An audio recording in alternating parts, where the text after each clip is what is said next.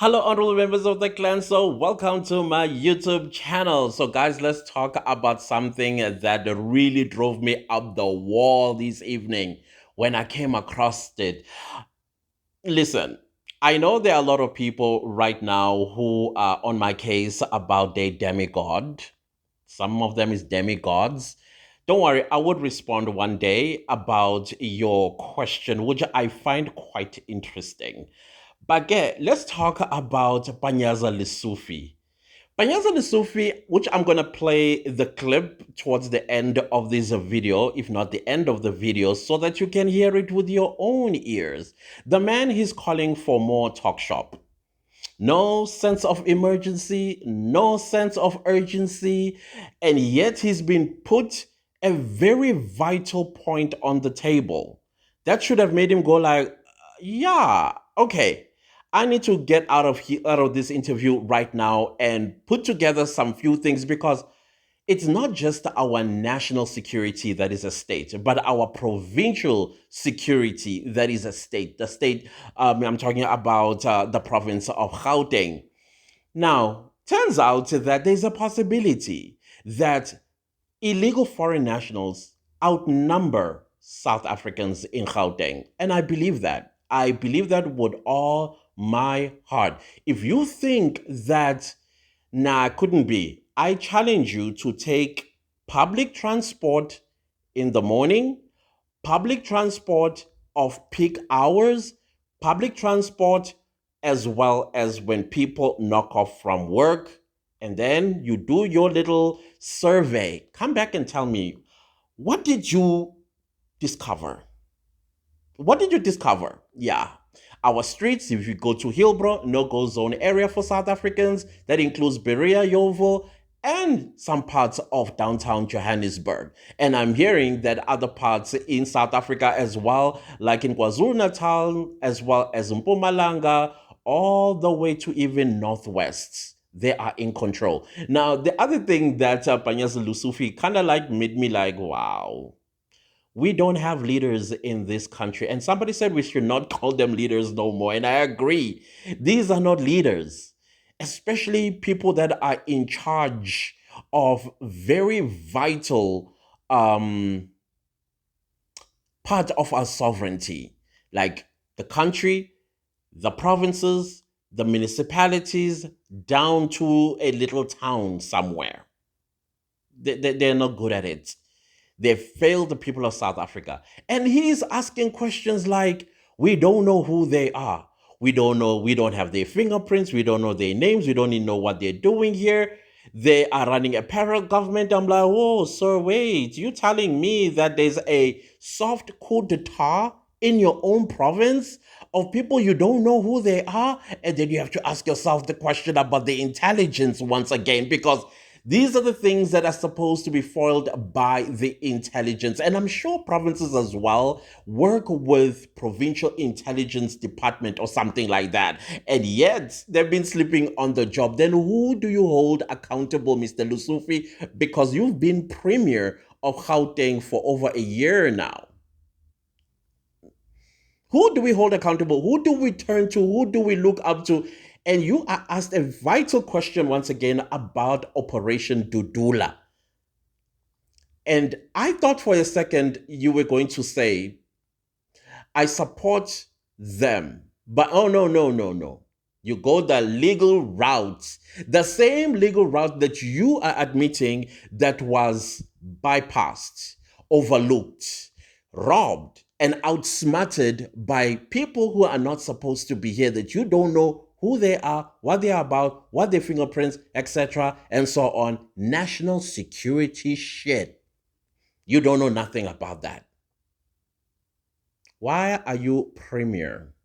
Why the people of Gauteng, if there is any left, call for your fall as the premier of Gauteng? Because this is unacceptable. And then you talk about marry me. You don't even mention it by its name. Marry me. And I found out not so long ago that actually these are people that live there. He said 75% of them are foreign nationals, illegal foreign nationals. And apparently, I mean, don't quote me on this, Apparently, that place is for illegal foreigners that are awaiting greedy, desperate, and yeah, greedy and desperate South Africans to go there and pick any woman or man that they would marry for citizenship. That's why it's called Marry Me. Because the first time when I heard it, I was like, is that even an official in, informal settlement name that was given by the government? But anyways, like I said, don't quote me on it. It's unconfirmed. It's just people talking, but kind of like makes sense at the same time. And apparently they are running their own stuff. They stolen our grid, the electricity. That means that they don't have to do it like how we do. Go to ShopRite or wherever they sell electricity, or even on our bank apps, those that have bank apps, and buy electricity. No, no, no, no, not them, not them. Mm-mm. They don't pay levies, they don't pay water, they also stole the water itself. They even have their own policing. Is that not a government? It sounds like a government to me. And then again, you have to ask yourself, where are the intelligence? And then you have the privileged South Africans. I've been observing the privileged South Africans. People that when they open their mouth, you can tell they've never been where the real people outside. When I say real, I know you may be a real South African, but at the same time, I am, side eyeing you because it seems or sounds to me that most of some of these people that come and tell us nonsense about, oh, corrupt leadership in South Africa, it's not illegal foreigners, they never touch on the illegality part. Mm-mm. South Africans are wrong. South Africans are shifting the blame. I'm listening to y'all going on and about. And I'm like, yeah, you look like you have a medical aid. Mm. And when you ever feel like all you do is just take your little self to a Medicare clinic or some private clinic, and then they give you the little shot, and you go home without standing in a queue, and nobody is going in front of you because they pay the security money. You don't also get to that private hospital, and you're told, oh, medication is finished. You're gonna have to go to the pharmacy and spend your own money. Nah, they no. And I find there's a group of people that I think shouldn't even open their mouth at all when it comes to this issue of illegal foreigners in South Africa. I'm not going to say it because I might get accused of racism. To even spit it out of your mouth, to me, it's kind of like, wow. So you're just going to spit on our faces just like that because you live in a ivory tower and you are enjoying privileges that were designed for you. And then, because also some of the people that you've hired in your house as domestic workers are non South Africans. So you've built a family relationship with. And so you decided that I am going to tell South Africans where to get off. We see you. Oh, we see you. And some of the black ones as well. Half South African, half whatever from Africa. And we get it that you are fighting for the other half because you're afraid you might lose your father or husband makoti or usbari makoti. Usbari makoti. That's what you're afraid of.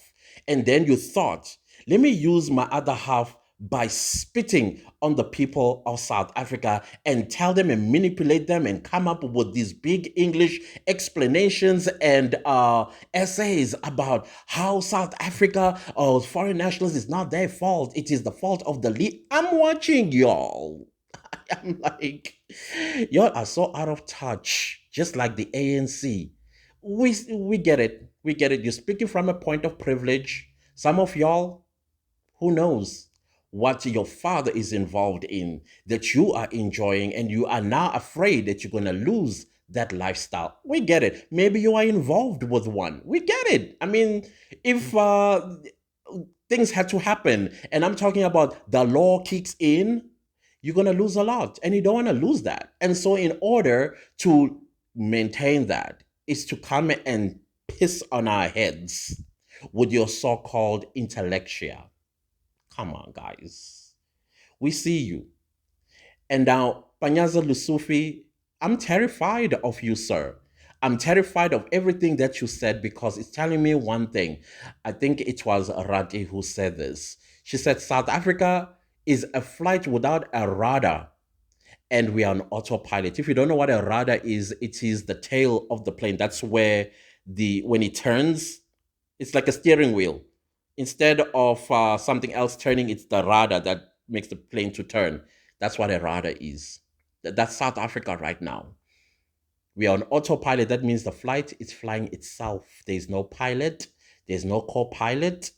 We are just there as passengers, just ready for the crash, I suppose. And the other part that was very scary was the potential of terrorism. We must understand where some of these people are coming from and who some of these people are. If you think about the 90s and what was happening in Africa around the 90s, I'm sure you've watched movies like Blood Diamond. And related more like Hotel Rwanda and all of that. Who do you think were doing the pew pews and the clangs? Who do you think was doing that? And some of them, because the law was in search of them, they ran here. And do you think with all that skill that they have, some of them are former child soldiers. Former child soldiers right here. They've got all the military skills that we don't have. And ngisasho namanje, one day kusazokhala isibhaxu lakuthina, and we are not ready for that because we are not trained.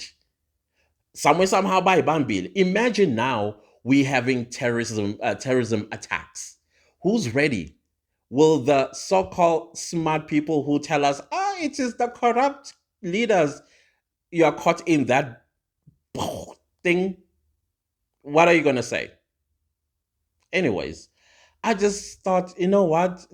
The parents of Lesufi, guys, we don't have leadership. They are not leaders. I agree. These are not leaders.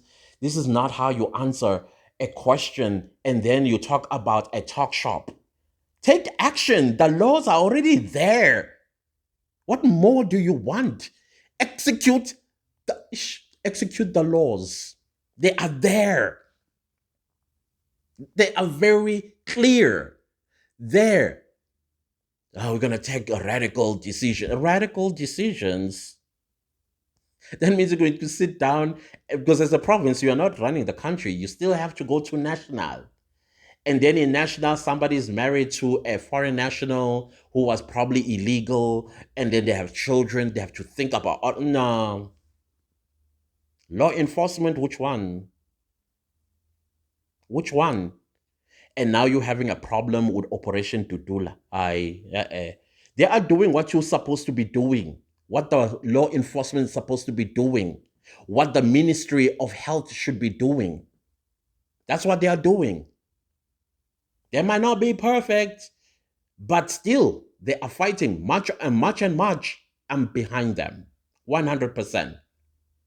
Everybody that is fighting for this country, I am behind them, and I will always be behind anybody that fights for our people. Any political party leader that speaks against us because we are being South Africans, I will not be nice to you. And some of y'all are right. I don't like him because of what he said.